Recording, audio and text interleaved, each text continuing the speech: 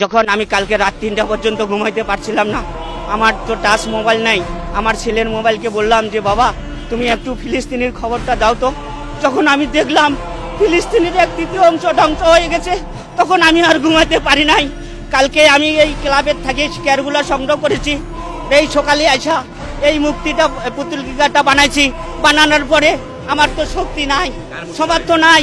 এই ইসরায়েলের নেতানিয়াহুকে আমি কিভাবে ঘৃণা জানাচ্ছি এবং বর্ষা এবং তীর দিয়ে, যেটা ঐতিহাসিক যুদ্ধ হয়েছিল, সেই বর্ষা এবং তীর দিয়ে আমি তাদেরকে ধিক্কার জানাচ্ছি।